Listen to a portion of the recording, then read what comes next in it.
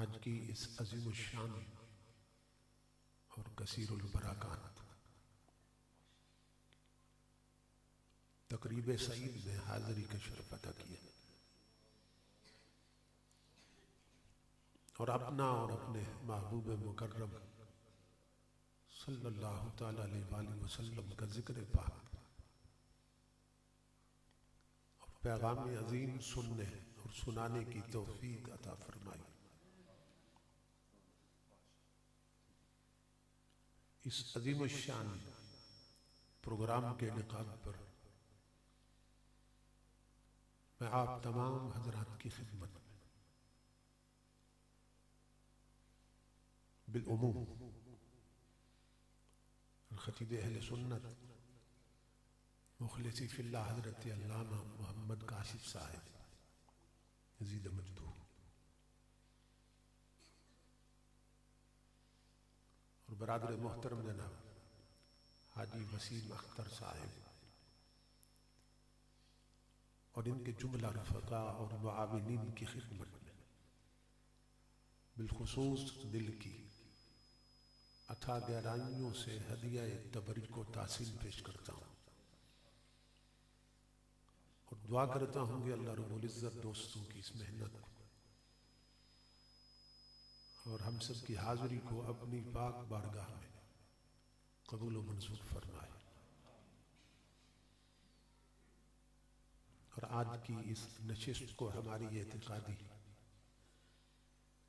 फिक्री और अमली तरबियत के एतबार से नतीजा खेज और बामकसद बनाए।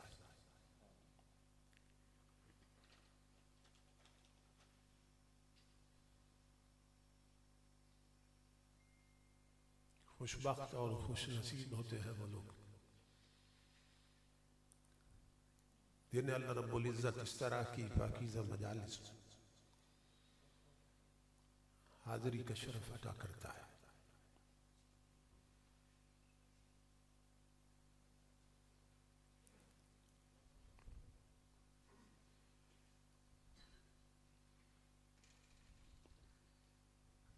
आज का प्रोग्राम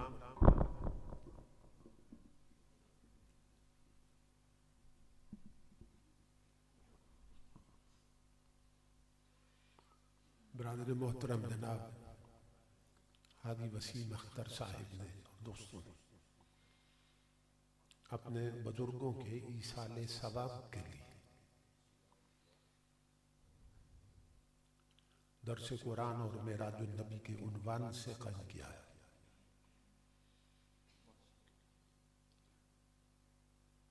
खुशबख्त और खुश नसीब होते हैं वो लोग जिन्हें अल्लाह रब्बुल इज़्ज़त ऐसी औलाद अता करता है, ऐसे पसमानदगान अता करने के लिए इस तरह की पाकीज़ा मजालिस का एहतिमाम करते रहते हैं।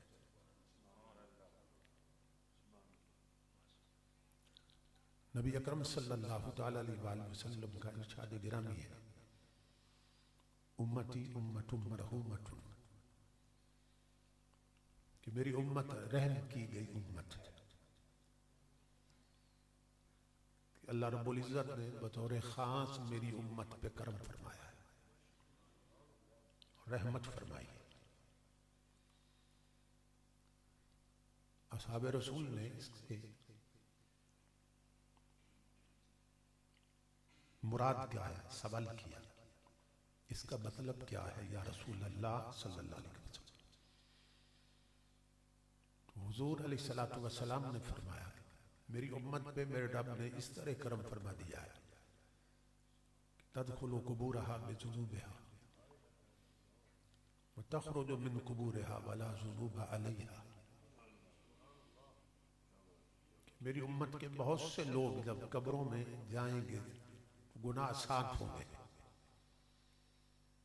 और कयामत के दिन जब कब्रों से उठेंगे तो गुनाह माफ होंगे।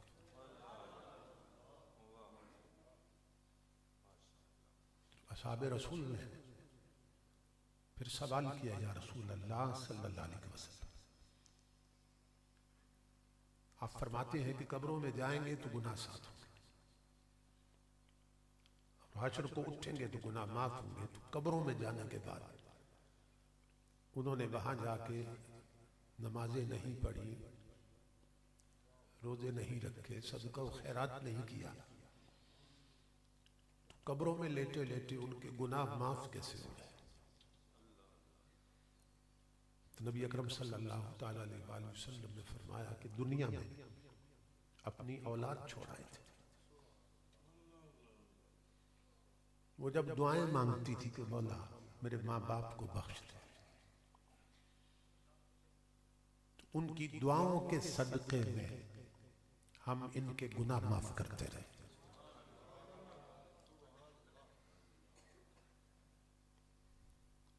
तो खुश नसीब होते हैं वो लोग कि जिनके इस दुनिया से चले जाने के बाद भी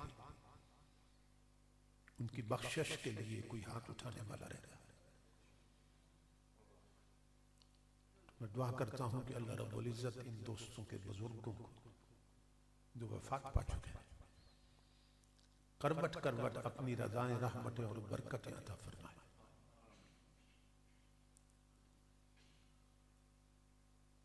आज की रात इस्लामी तारीख में एक अजीम रात। इस मुबारक रात में अल्लाह रब्बुल इज्जत ने नबी अकरम सल्लल्लाहु ताला अलैहि वसल्लम को अपने दीदार का शर्फ अता किया। और ये मकाम अल्लाह रब्बुल इज्जत ने पूरी तारीख नबुव्वत और रिसालत में किसी और को अता नहीं किया।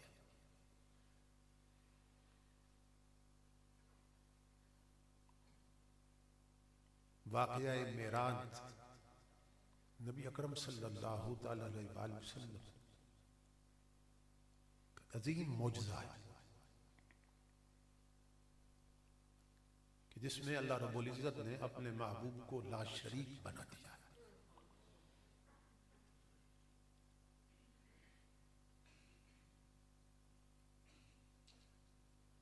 ये वाक़या बहुत से एस्पेक्ट्स रखता है, बहुत से पहलू रखता है, जिनमें से बाज़ का ताल्लुक हमारे अकायद की इस्लाह के साथ है और बाज़ का ताल्लुक हमारे आमाल की इस्लाह के साथ है।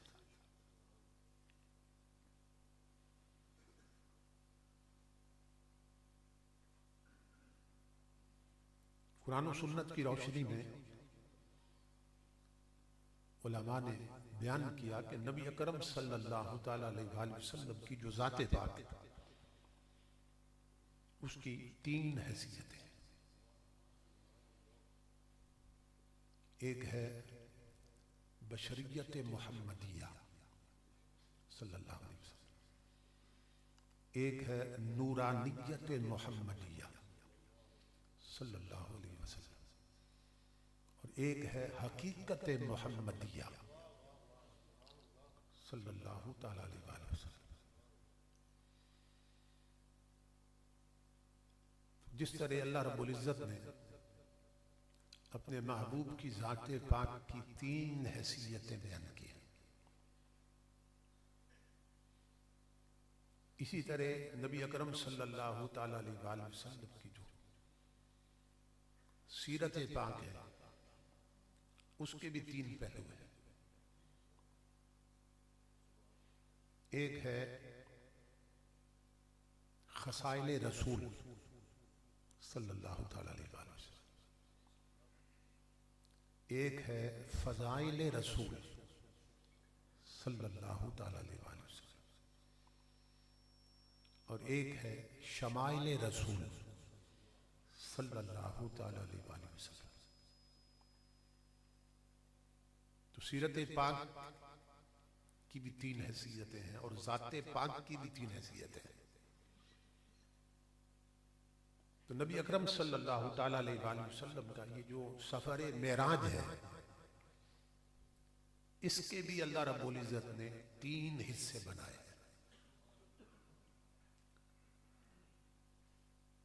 एक हिस्से का ताल्लुक मस्जिद हराम से लेकर मस्जिद अक्सा तक है।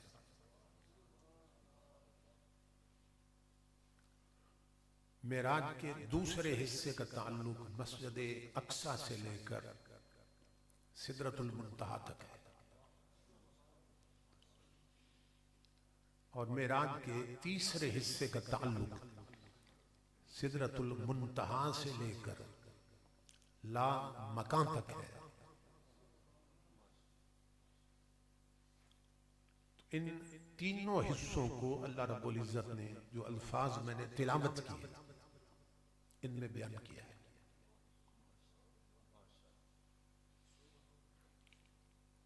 यही वजह है कि मुफस्सिरीन ने, उलमा ने इन तीन हिस्सों के अलग अलग नाम बयान किए हैं। पहले हिस्से को इसरा कहते हैं। हजरत ख्वाजा निजामुद्दीन देहलवी रहमतुल्लाह ताला अलैह आपने फरमाया कि ये जो हिस्सा है मस्जिद हराम से मस्जिद अक्सा तक, इसको इसरा कहते हैं, जिसका जिक्र अल्लाह ने यहां किया, सुब्हानल्लज़ी अस्रा बिअब्दिही लैलम मिनल मस्जिदिल हराम इलल मस्जिदिल अक्सा। तो ये जो इतना हिस्सा है इसको इसरा कहते हैं। और मस्जिद अक्सा से लेकर सिदरतुल मुंतहा तक इस हिस्से को मेराज कहते हैं।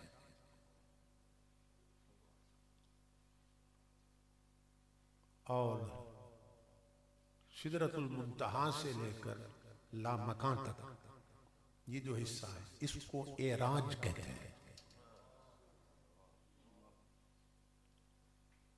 पहला हिस्सा इसरा है, दूसरा मेराज है, तीसरा एराज है। तो हुजूर की ज़ाते पाक की जो तीन हैसियतें हैं वो मेराज के इस पूरे सफर में अपने अपने मकाम पर जलवगर होती रही।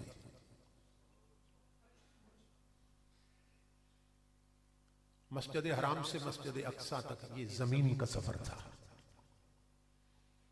तो ये बशरों का जहान था, बशरियत का जहान था।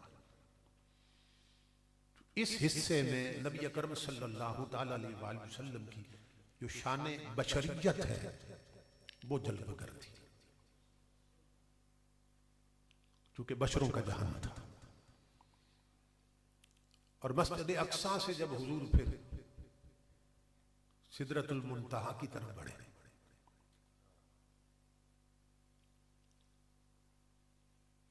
आसमान से आगे फिर नूरियों का जहान शुरू होता है, फरिश्तों का जहान शुरू होता है, आलम मलाइका, नूरियों का जहान।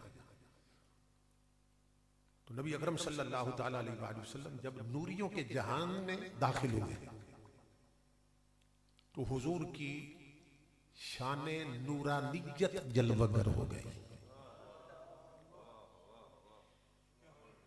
बशरों का जहान था तो बशरियत जलवगर थी, और नूरियों का जहान था तो हुजूर की नूरानियत जलवगर थी। और जब नूरियों के जहान से भी हुजूर आगे निकले, नूरियों का जहान सिदरतुल मुंतहा तक, जहां जिब्राइल अमीन का घर है, जिब्राइल अमीन का घर है सिदरतुल मुंतहा के पास।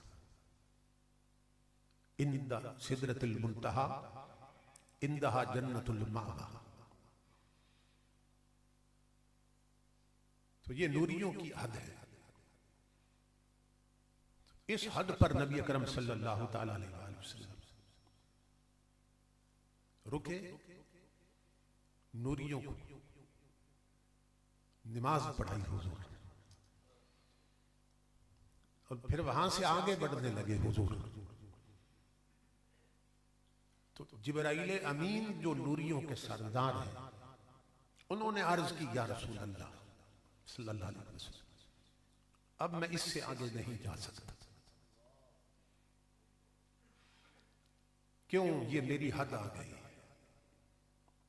ये मेरी हद आ गई, मैं इससे आगे नहीं जा सकता। और अगर एक बाल बराबर भी मैं इस हद से आगे बढ़ूं तो अल्लाह रब्बुल इज्जत की तजल्लियात मेरे परों को जला के खत्म कर दे। तो मैं इससे आगे नहीं जा सकता, ये मेरी हद आ गई है। तो इमामुल अंबिया ने फरमाया जिब्रील तुम्हारे पर जलते हैं।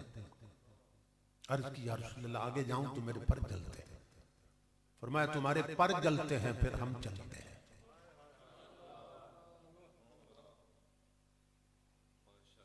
तुम्हारे पर जलते हैं, फिर हम चलते हैं।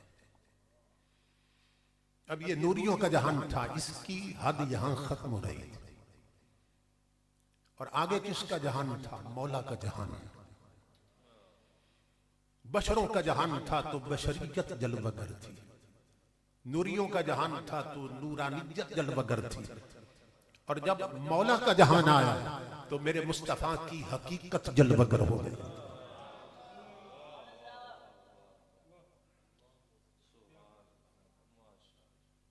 ये हुजूर की तीन हैसियत है। बशरों के जहान में बशरियत जलवगर थी, जैसा देश वैसा भेष। बशरों के जहान में बशरियत जलवगर थी, नूरियों के जहान में नूरानियत जलवगर थी, और मौला के जहान में हुजूर की हकीकत जलवगर थी। तो ये हुजूर के मेराज पाक के तीन हिस्से हैं।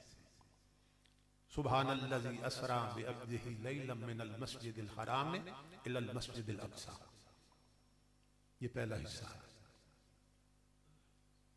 अल्लज़ी बारकना हौलहू, यहां तक। आगे है लिनुरियहू मिन आयातिना, महबूब को ये सैर क्यों कराई? ताकि हम अपनी निशानियां दिखाएं। तो ये जो हिस्सा है इसमें नूरियों के जहान में हुजूर जलवगर थे, शाने नूरानियत के साथ। और इन्नहु हुवस समीउल बसीर, बेशक वो देखते थे, बेशक वो सुनते थे। किसको देख रहे थे, किसकी सुन रहे थे? वही जिसने अपने दीदार के लिए बुलाया था। वो किसको देख रहा था, किसकी सुन रहा था? जिसने इतना दूर अपने महबूब को मेराज पे बुलाया था। तो हुजूर खुदा को देख रहे थे, खुदा महबूब को देख रहा था। हुजूर खुदा की सुन रहे थे, खुदा महबूब की सुन रहा था। तो ये जो हिस्सा है ये है एराज। इसमें हुजूर की शाने हकीकत जलवगर। इमामुल अंबिया महवे आराम है, महवे खाम है, हुजूर सो रहे हैं। अल्लाह रब्बुल इज्जत ने फरमाया जिब्रील आज महबूब को बुलाना है, जन्नतों को नए सिरे से सजा दिया जाए और महबूब की सवारी लो और 70,000 फरिश्तों का जुलूस बनाओ। और जहां महबूब सोया है जिब्रील, वहां जाओ और महबूब को जगा के बुराक पे बिछा के लाओ। आज हम अपने महबूब को ला मकाम में अपना जलवा दिखाना चाहते हैं। नबी अकरम सल्लल्लाहु ताला अलैहि वसल्लम मेराज की रात सो रहे थे। सूफिया ने अजीब बात लिखी है, इससे पहले हुजूर रातों को जागा करते थे। अल्लाह की मोहब्बत में, अल्लाह की तलब में, क़याम में, रुकू में, सजदों में, अत्तहियात में सारी सारी रात हुजूर की गुजर जाती थी। और इतने लंबे क़ियाम करते हुज़ूर अलैहिस्सलातु वस्सलाम तवर्रमत कदमा कि पाँव मुबारक सूज के फट जाते थे, मगर अल्लाह की मोहब्बत में सजदों पे सजदे, क़ियाम पे क़ियाम, रुकू पे रुकू,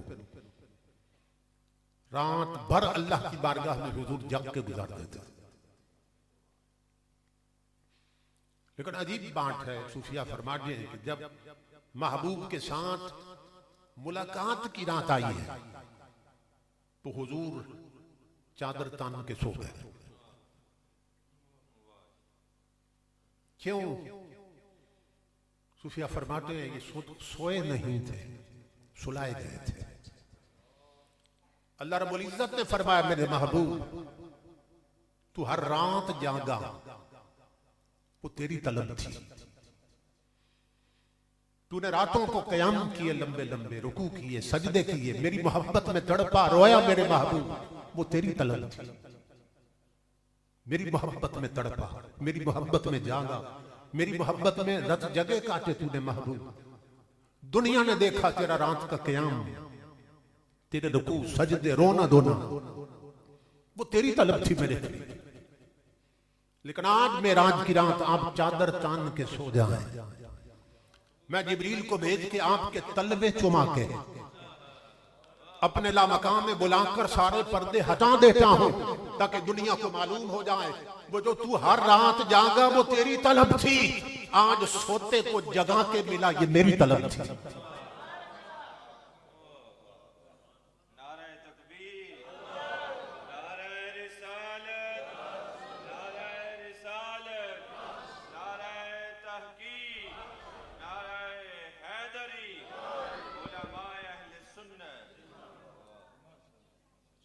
तू हर रात जागा महबूब, वो तेरी तलब थी। आज सोए हुए को जगा के बुलाया, ये मेरी तलब थी। तो जिब्राइल अमीन आए हुज़ूर अलैहिस्सलातु वस्सलाम उस मकान पर जहां हुजूर सो रहे थे। अर्ज की मौला महबूब तो महवे ख्वाब है, आराम फरमा रहे हैं, मैं महबूब को आवाज दे के जगाऊं, दरवाजे पे दस्तक दूं? फरमाया नहीं जिब्रील। तो महबूब को कैसे जगाऊं? फरमाया जिब्रील ये जो छत है इसमें छोटा सा सुराख बनाओ, इस सुराख से अंदर दाखिल हो जाओ। अंदर दाखिल होने के बाद भी महबूब को आवाज नहीं देनी, महबूब को आवाज नहीं देनी। तो मौला फिर मैं कैसे जगाऊं? फरमाया या जिब्राइल क़ब्बिल क़दमैहि,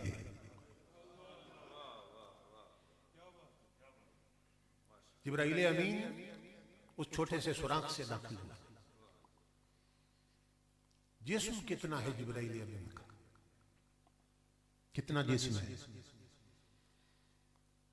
नबी अकरम सल्लल्लाहु ताला अलैहि वसल्लम फरमाते हैं कि मैंने एक बार जिब्रील से कहा कि मेरी बारगाह में आते हो तो पैकर बशरी में आते हो, कभी हजरत देहिया कल्बी की शक्ल में आते हो, तो अपनी हकीकत तो मुझे दिखाओ। इमाम अल-अंबिया फरमाते हैं कि जिब्राइल अमीन ने जब अपनी हकीकत जाहिर की तो मैंने देखा जिब्रील के 600 पर थे जिस्म के साथ, 600 पर थे, और सिर्फ एक पर खोला जिब्राइल अमीन ने तो मशरिक और मगरिब भर गए उस पर के साथ। 600 परों में से एक पर खोला तो मशरिक और मगरिब भर गए। तो जिसके पर इतने बड़े हैं उसका अपना जिस्म कितना बड़ा होगा।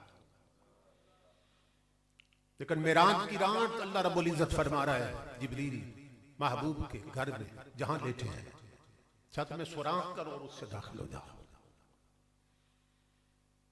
ताकि दुनिया को मालूम हो जाए कि जिब्राइल अमीन जितने बड़े भी बन जाओ लेकिन यार की चौखट पे छोटे होके जाना है।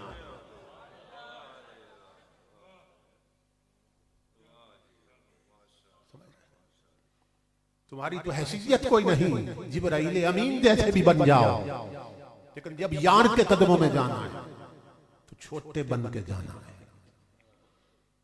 इसलिए कि यहां जो जितना झुक जाता है उतना उठा दिया जाता है। तो जिब्राइल अमीन उस सुराख से दाखिल हुए, हुजूर सो रहे। अर्ज की मौला कैसे जगाऊं? फरमाया मैं तरीका बताता हूं। या जिब्राइल क़ब्बिल क़दमैहि, मेरे महबूब के दोनों कदमों को चूमो, बोसा दो जिब्रील महबूब के कदमों को। इमामुल अंबिया के गुलाम जिब्राइल अमीन बयान करते हैं कि मेरे ज़हन में एक सवाल रहता था कि अल्लाह रब्बुल इज़्ज़त ने मेरा पूरा जिस्म नूर का बनाया है, लेकिन मेरे होंठ काफूर के क्यों बनाए थे? काफूर ठंडा होता है, उसमें ठंडक होती है काफूर में। तो जिब्राइल अमीन कहते हैं कि मैं सोचा करता था कि अल्लाह रब्बुल इज़्ज़त ने पूरा जिस्म नूर का बनाया, फरिश्ते नूरी मखलूक, लेकिन मेरे रब ने मेरे होंठ काफूर के क्यों बनाए? तो कहते हैं कि ये राज उस वक्त मालूम हुआ जब रब ने कहा महबूब के पांव चूमो, महबूब के कदमों का बोसा लो जिब्रील, तेरे होंठ काफूर के इसलिए बनाए थे कि यार के कदमों को लगे और ठंडक पहुंचे और महबूब जाग जाए। बाज नादान लोग कहते हैं जिब्राइल हुजूर के उस्ताद हैं और हुजूर जिब्रील के शागिर्द हैं। तो इमामुल अंबिया के गुलाम हो जिब्राइल अमीन उकदा हल नहीं हो रहा था कि होंठ काफूर के क्यों बने हैं, ये सोचते रहते थे।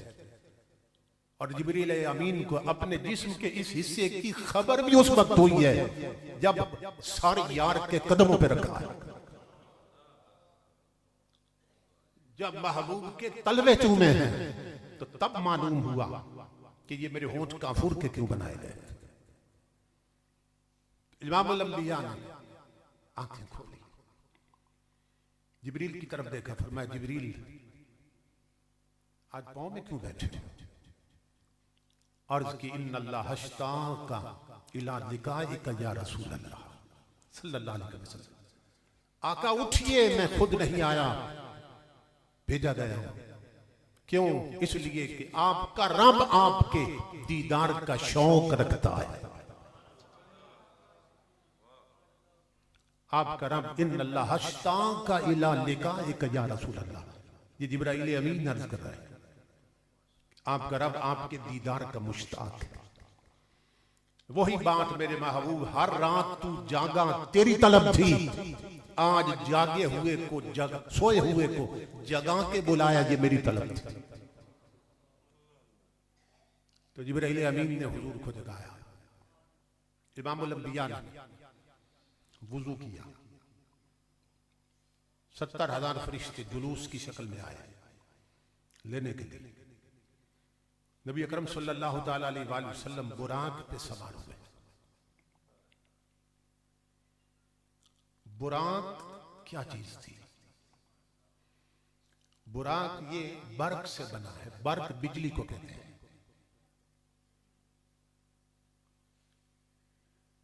एक बिजली की सवारी थी, एक नूर की सवारी थी, बिजली की सवारी थी, जिस पर इमामुल अंबिया ने सवार होके अपने मेराज के सफर का आगाज किया है। बर्क बिजली को कहते हैं और बुराक बिजली की सवारी। अरबी जुबान का कानून यह है, जो अस्माए सिफात में चलता है, कि जब किसी लफ्ज के हर्फ बढ़ जाते हैं तो उसका माना भी बढ़ जाता है। ज़ियादतुल लफ्ज़ तदुल्लु अला ज़ियादतिल माना। जब किसी लफ्ज में हर्फ बढ़ जाएं तो माना भी बढ़ जाता है, माना में भी शिद्दत पैदा हो जाती है। तो बर्क का माना है बिजली, तो बर्क में कितने हर्फ हैं? 3, बा, रा और काफ, बर्क। और बुराक में कितने हैं? 4। तो जब बर्क का माना बिजली है तो बुराक का माना हुआ बिजलियां। बिजलियां थी जिन्हें अल्लाह रब्बुल इज्जत ने महबूब की सवारी की शक्ल में भेज दिया, और इमामुल अंबिया उस नूर पे सवार हुए, उस नूरी सवारी पे हुजूर सवार हुए। ये तवज्जो तलब नुक्ता है। इमामुल अंबिया के गुलामों, ये जो लाइट है ना, लाइट, नूर, इस पर कोई मादी जिस्म सवार नहीं हो सकता है।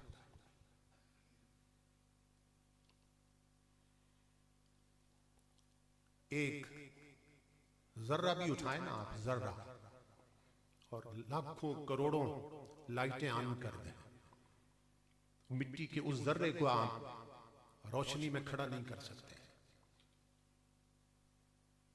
क्योंकि मादी शय नूर पर खड़े नहीं हो सकती है, मादी शय नूर पर सवार नहीं हो सकती है।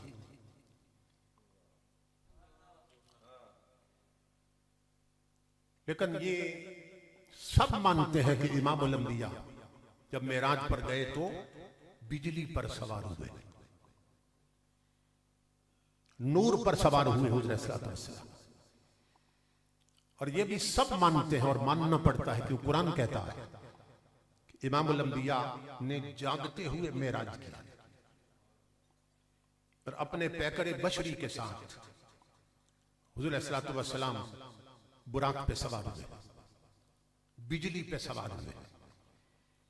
तो कोई मादी वजूद रोशनी पे सवार नहीं हो सकता है। तो सवाल यह है कि हुजूर फिर अपनी बशरियत के साथ नूर पे सवार कैसे हुए? इमामुल अंबिया अपने जसद बशरी के साथ, अपने पैकर बशरी के साथ फिर नूर पर, लाइट पर, बिजली पर हुजूर सवार कैसे हुए? क्योंकि कोई मादी वजूद लाइट पे सवार नहीं हो सकता है, नूर पे सवार नहीं हो सकता, एक तिनका नहीं हो सकता, एक जर्रा नहीं हो सकता। तो इमामुल अंबिया अपने पूरे पैकरे बशरी के साथ उस बुराक पे सवार कैसे हुए? तो इमामुल अंबिया के गुलामों, ये सुनिए गौर से, उलमा लिखते हैं इसलिए सवार हुए कि बुराक बेशक नूर का था, मगर नूर का होके भी इतना लतीफ न था जितनी मुस्तफा की बशरियत लतीफ थी।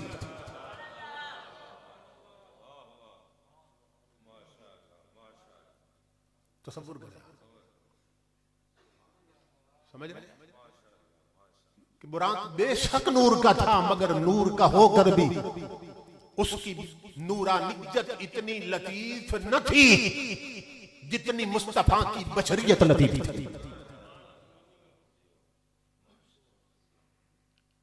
इसलिए इमामुल अंबिया बिजली पर सवार हो गए।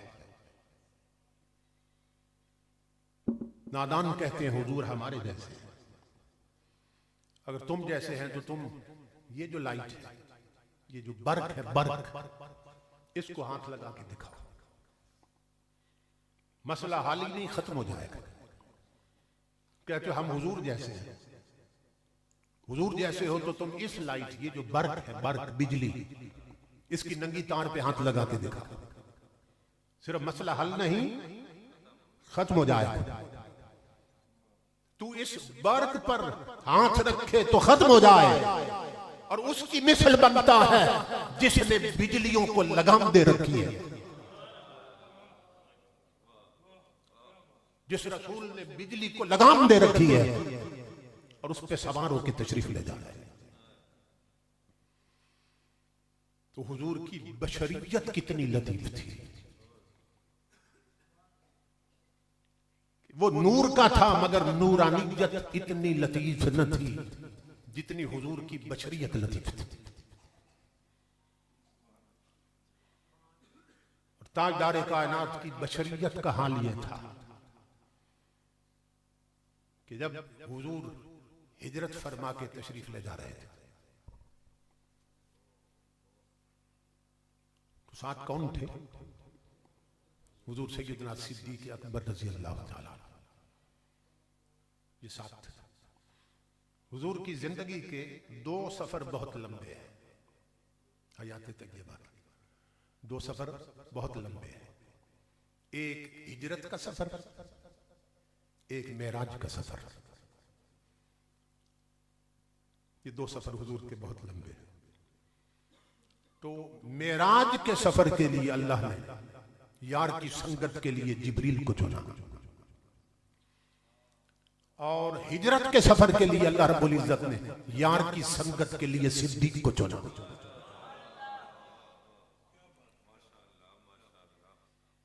समझ में?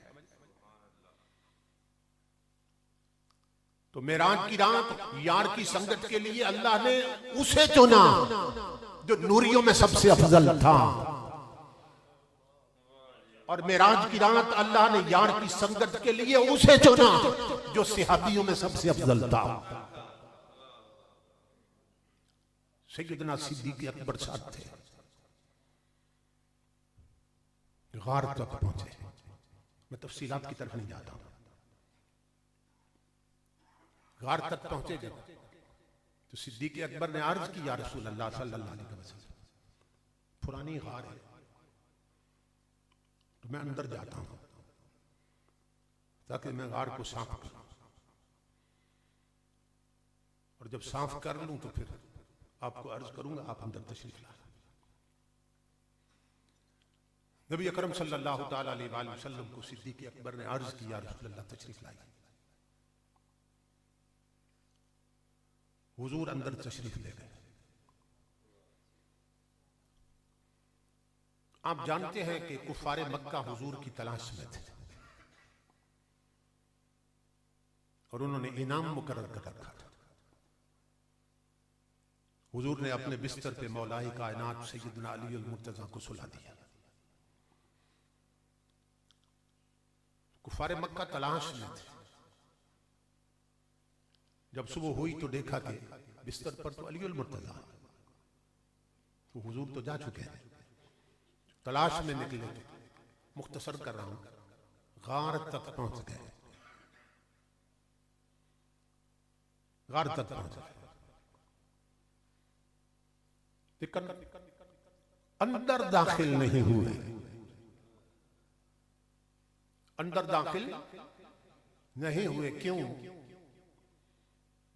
इतना सफर किया था, चढ़ाई भी चढ़ गए और गार के मुंह पर जाके रुक गए। अंदर दाखिल नहीं हुए क्योंकि उन्होंने देखा कि गार के मुंह पर मकड़ी ने जाला तना हुआ था और एक घोंसला बना था, जिस घोंसले में कबूतरी ने अंडे दे रखे थे। वो पहुंच गए गार तक, मुंह तक, लेकिन अंदर नहीं गए। क्यों? कहने लगे, देखो ये जो जाला बना हुआ है और ये जो घोंसला है और कबूतरी ने अंडे दे रखे, इस गार में नहीं है। काफिर कहने लगे, इस गार में नहीं है। क्यों? अगर गए होते अंदर तो ये मकड़ी का जाला टूट गया होता, ये कबूतरी का घोंसला टूट गया होता और अंडे टूट गए होते। अगर अंदर गए होते तो ये जाला ना होता, ये घोंसला ना होता, ये अंडे ना होते। तो ये सोच के वो रुक गए। ये बात समझ रहे हैं आप?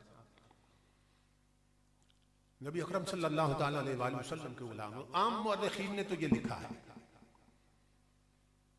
कि जब सैयदना सिद्दीक़ अकबर और इमामुल अंबिया अंदर गार के तशरीफ ले गए तो फिर अल्लाह रब्बुल इज्जत ने मकड़ी को हुक्म दिया कि जाला बना दो, कबूतरी को हुक्म दिया कि घोंसला तैयार करके अंडे दे दो। आम मुअर्रिखीन ने यह लिखा कि जब अंदर दाखिल हो चुके तो फिर जाला बनवाया गया अल्लाह के हुक्म से और कबूतरी का घोंसला बन और अंडे। मगर इमाम अल-अंबिया के उलामा चकवाल में एक हजरत अल्लामा मौलाना करमदीन गुजरे हैं, जो मौलाना काजी मजहर साहिब जो चकवाल में हुए हैं, उनके वालिद थे। उन्होंने किताब लिखी है, उसमें वो फरमाते हैं, बहुत बड़े मुहक्किक गुजरे अहले सुन्नत के,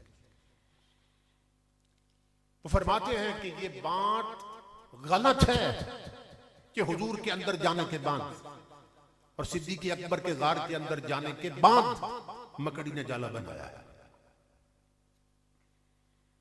कहते हैं ये गलत है।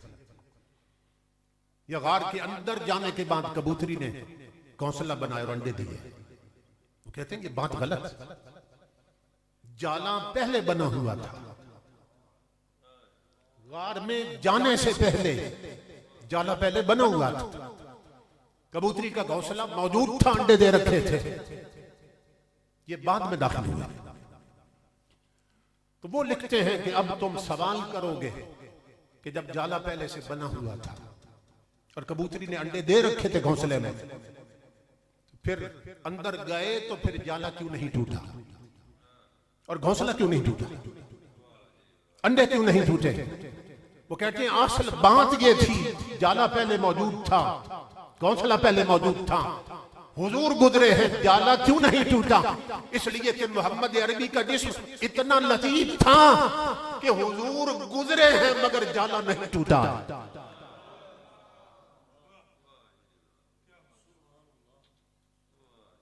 यानी इमाम अल-अंबिया का जिस्म इतना नूरानी था कि जाला मौजूद था, हुजूर गुजरे हैं, लेकिन जाला फिर भी नहीं टूटा।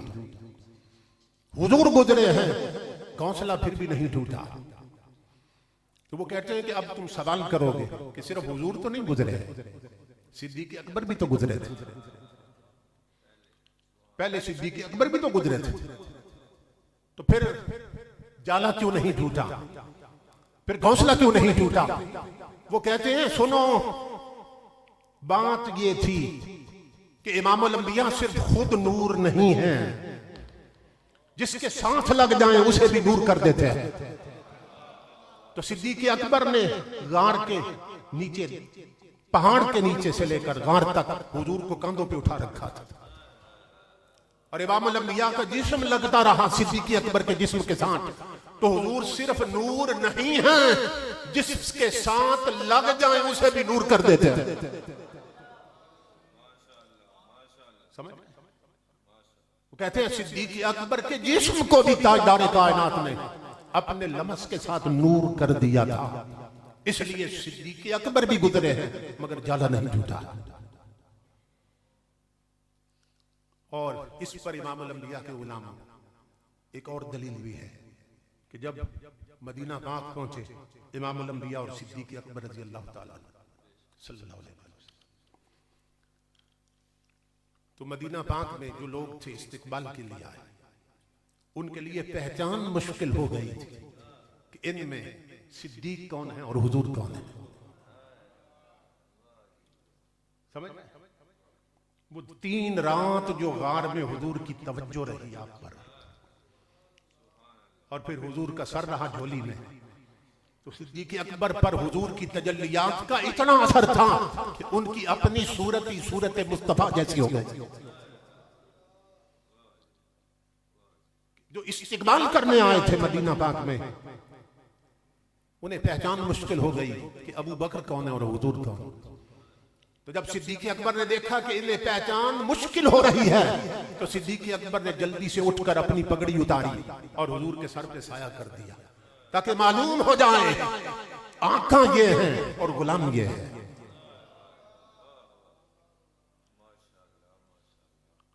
तो इमाम अल-अंबिया बुराक पर सवार हुए अपने बशरी जिस्म के साथ।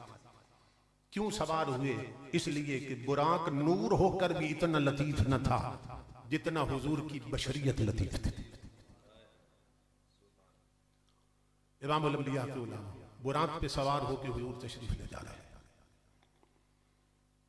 हुजूर फरमाते हैं इतना तेज रफ्तार था कि जहां नजर पहुंचती थी उसका एक कदम पहुंचता था। तो उलमा ने लिखा है कि 7 कदमों में बुराक ने 7 आसमान तय कर लिए थे।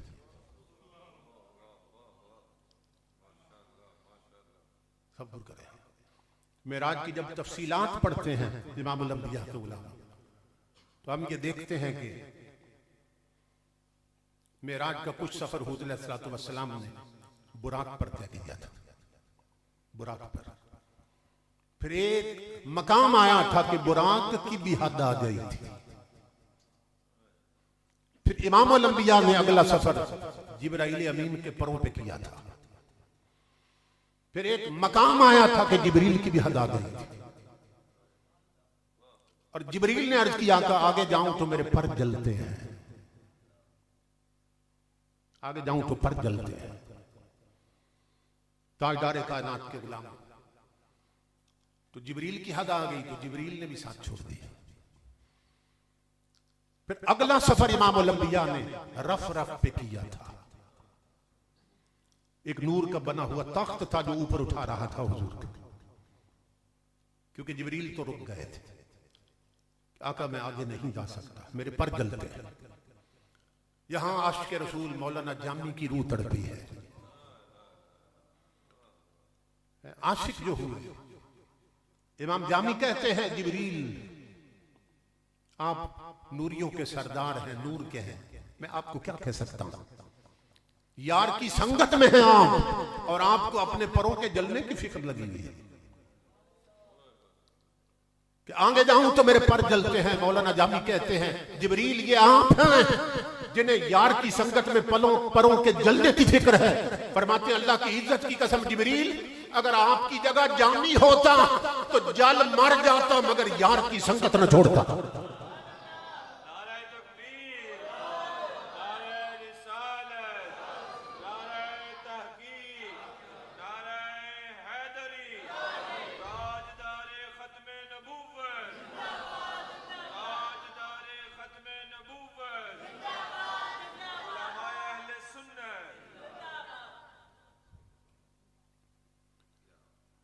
जिब्राइल अमीन अर्ज करते हैं आगा मैं नहीं जा सकता, आका आगे नहीं जा सकता, मेरे पर जलते हैं। हुजूर ने फरमाया फिर हम चलते हैं। तो इमामुल अंबिया के गुलाम यहां 2 चीजें वाज़ेह हो गई कि जिब्रील ने हुजूर को अपने जैसा नहीं समझा। जिब्रील ने हुजूर को अपने जैसा नहीं समझा और अपने आप को हुजूर जैसा नहीं समझा। अगर हुजूर को अपने जैसा समझते जिब्राइल अमीन तो सिदरा पे रोक लेते, या रसूलल्लाह जब आप मेरे जैसे हैं तो जहां आगे बढ़ते मैं जलता हूं आप भी जल जाएंगे। तो अपने जैसा नहीं समझा जिब्रील ने। और अगर जिब्रील खुद को हुजूर जैसा समझते तो कहते आका जब आप आगे जा रहे हैं और नहीं जलते, मैं भी आप जैसा हूं, फिर मैं भी जाता हूं, मैं भी नहीं जलूंगा। तो जिब्रील ने न खुद को हुजूर जैसा समझा न हुजूर को अपने जैसा समझा। तो जिब्रील ने बता दिया कि जब सिदरा पे रहने वाला मुस्तफा की मिसल नहीं है तो कोई जमीन पे चरने वाला मुस्तफा की मिसल कैसे हो सकता। समझ में? तो जिब्राइल अमीन ने अर्ज की मैं आता, मैं आगे जाता हूं तो जलता हूं। इमामुल अंबिया ने फरमाया फिर हम चलते हैं। ताजदार कायनात के गुलामों, जिब्राइल की हद आ गई, वो अपनी हद पे रुक गया। आगे रफ रफ आया, रफ रफ नूर का बना हुआ तख्त था, वो ऊपर उठाता जा रहा था। इमामुल अंबिया फरमाते एक मकाम आया, रफ रफ की भी हद आ गई, रफ रफ की हद आ गई। अब फिर सवाल पैदा हुआ, कुछ सफर तो हुजूर ने बुराक पे तय किया था, कुछ सफर जिब्रील के परों पे तय किया था, कुछ सफर हुजूर ने रफ रफ पे तय किया था। तो जब तीनों अपनी अपनी हद पे रुक गए तो अगला सफर हुजूर ने फिर कैसे तय किया। समझ रहे हैं? अगला सफर हुजूर ने किस पे तय किया। तो यहां शेख सादी बोले हैं, फरमाते मैं तुम्हें बताता हूं, बलगल उला बिकमालिही। कहा जहां रफ रफ की ताकत जवाब दे गई, जहां जिब्रील की ताकत जवाब दे गई, जहां बुराक की ताकत जवाब दे गई, वहां मोहम्मद अरबी की अपनी ताकत शुरू हो गई। इमाम अल-अंबिया फरमाते हैं कि मैं अल्लाह रब्बुल इज्जत के अर्श तक पहुंचा, अर्श भी नीचे रह गया और मैं लामकान है। तो मैं आगे बढ़ता जा रहा था, आगे बढ़ता जा रहा था। इमाम अल-अंबिया फरमाते इतना आगे बढ़ा कि मैं हरीम उलूहियत तक जा पहुंचा। हरीम उलूहियत तक जा पहुंचा। लफ्जों में इतनी जान नहीं कि वहां के मंजर को बयान कर सके। मैं आपको आसान लफ्जों में समझाता हूं, सिर्फ समझाने के लिए। इमाम अल-अंबिया के गुलाम हुजूर फरमाते हैं मैं तन्हा आगे बढ़ रहा था कि हर हद वाला अपनी हद पे रुक गया था। फरिश्ते साथ चले थे 70,000, लेकिन अपनी अपनी हद पे रुकते गए। जिब्रील साथ गया था, अपनी हद पे रुक गया। बुराक साथ गया था, अपनी हद पे रुक गया। रफ रफ साथ गया था, अपनी हद पे रुक गया। नबी हुजूर के पीछे मुक्तदी बने, अपनी अपनी हदों पे रुकते चले गए। इमाम अल-अंबिया लामकाम में उतरे हैं। अल्लाह रब्बुल इज्जत ने फरमाया महबूब हर हद वाला अपनी हद पे रुक गया है, तू आगे बढ़ क्यों? कि सबकी हद आ गई, तेरी अभी हद नहीं आई है, तेरी हद अभी नहीं आई है। इमाम अल-अंबिया फरमाते हैं मैं यार के वेड़े तक जा पहुंचा। हरीम उलूहियत मैं इतना आगे बढ़ा कि यार के वेड़े तक जा पहुंचा। तो फिर मुझे मीठी मीठी आवाज आने लगी, उदनो मिन्नी या मोहम्मद, उदनो मिन्नी या अहमद, उदनो मिन्नी या खैरुल बरिया। ए मेरे हबीब आगे बढ़, ए मेरे यार आगे बढ़, ए जाने कायनात आगे बढ़। इमाम अल-अंबिया फरमाते हैं फिर पर्दे हटने लगे, फिर दूरियां मिटने लगी, फिर अल्लाह ने मुझे अपने दामने कुर्ब में लिया, लज़्ज़त विसाल से आसना किया। और उस वक्त मेरे रब की मुझे आवाज आने लगी किफ या मोहम्मद इन्ना रब्बक युसल्ली। प्यारे थोड़ी देर रुक जा, क्यों? कि तेरा रब तेरे इस्तिकबाल में तुझ पे दरूद भेज रहा है।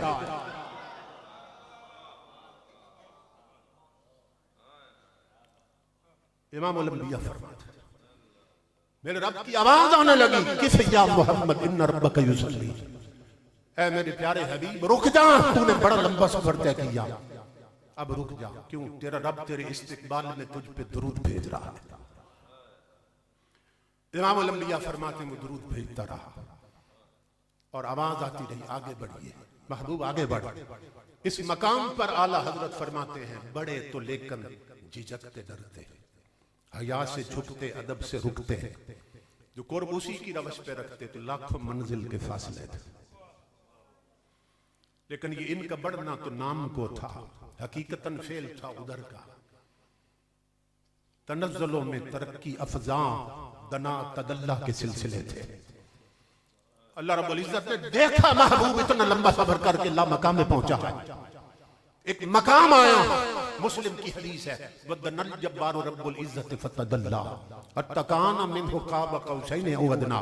अल्लाह ने फरमाया महबूब मक्के से चलकर ला मकाम तक इतना लंबा सफर करके तू आ गया है, अब तू रुक जा, अब मैं अपनी शान बंदा नवाजी के मुताबिक आगे बढ़ता हूं।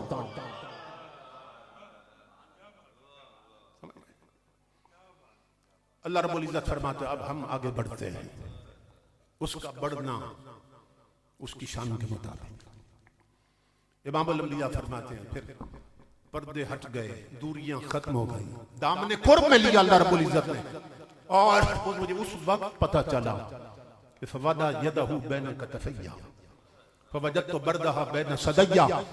मुझे उस वक्त पता चला कुर्ब की इंतहा का कि जब यार ने अपना दस्ते कुदरत ही मेरी पुश्त पे रख दिया।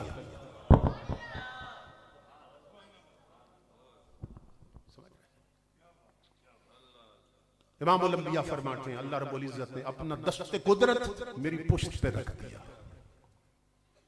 ये तवज्जो तलब बात है। इमाम अल-अंबिया के गुलाम इसमें समझाया गया है एक का हाथ हम में से एक का हाथ दूसरे की पुश्त पे कब आता है? जब दो यार गले लगते हैं। जब दो यार मिलते हैं, गले लगते हैं, तो एक के हाथ दूसरे की पुश्त पे चले जाते हैं। समझ रहे हैं ना? तो बिला तशबीह मिसाल इमामुल अंबिया ये समझाना चाहते हैं मिसाल के जरिए कि जिस तरह दो यार गले लग जाएं तो हर फासला मिट जाता है। मेराज की रात अल्लाह रब्बुल इज्जत ने हर फासला मिटा दिया था। उसने मुझे अपने कुर्ब की उस मंजिल पे आशना किया अल्लाह रब्बुल इज्जत ने कि हर फासला मिटा दिया था। और उसका दस्ते कुदरत मेरी पुश्त पे आया और सीने में ठंड पड़ गई। हुजूर फरमाते हैं फबजत्तु बरदहा बैन सदैया, दस्ते कुदरत की ठंडक मेरी छाती में थी। और क्या हुआ? फअलिमतु मा फिस समावाति वल अर्द, जो कुछ आसमानों में था मैं वो भी जान गया, जो कुछ जमीनों में था मैं वो भी जान गया। समझ रहे? हुजूर फरमाते हैं मेराज की रात अल्लाह रब्बुल इज्जत ने दस्ते कुदरत मेरी पुश्त पे रखा, जो कुछ आसमान में था मैं वो भी जान गया, जो कुछ जमीन में था मैं वो भी जान गया। यानी हर शय का इल्म खुदा ने मेरे सीने में डाल दिया, दस्ते कुदरत पुश्त पे रखा। इमामुल अंबिया के गुलाम। अब ये हदीस पाक बता रही है कि अल्लाह ने महबूब को हर शय का इल्म अता कर दिया, हर शय का इल्म अता कर दिया। फरमाया महबूब तूने मेरा दीदार भी कर लिया, पूरी कायनात भी देख, और जाके ऐलान कर दे ला इलाहा इल्लल्लाह मुहम्मदुर रसूलुल्लाह, अल्लाह के सिवा कोई इबादत के लायक नहीं। समझे? हमारे पास अल्लाह रब्बुल इज्जत के एक होने की सबसे बड़ी दलील हुजूर की जात, हुजूर की जात। इमामुल अंबिया फरमाते हैं कि अल्लाह रब्बुल इज्जत ने हर पर्दा हटा के अपना दीदार अता किया। और आला हजरत इस मकाम पे कहते हैं हुआ ना आखिर के एक गुजरा तमव्वुज बहरे हू में उभरा, दना की गोदी में उनको लेकर फना के लंगर उठा दिए थे। आला हजरत फरमाते हैं कमाने इम्कान के झूठे नुक्तों तुम अब वल आखिर के फेर में हो, मुहीत की चांद से तो पूछो किधर से आए किधर गए थे। आखिर में कहते हैं वही है अव्वल, वही है आखिर, वही है बातिन, वही है जाहिर, उसी के जलवे उसी से मिलने उसी से उसकी तरफ गए। आज की मुबारक रात मैं अपने भाइयों को मुबारकबाद देता हूँ जिन्होंने प्रोग्राम का एहतमाम किया, हाजी वसीम अख्तर साहब और उस्मान साहब और दीगर हजरात, हारून साहब। अल्लाह ताला इन सब को अजर अजीम अता फरमाए। और आज की रात की जो बरकतें हैं अल्लाह हम सब की झोलियों और बरकतों से मामूर फरमाए। वमा अलैना इल्लल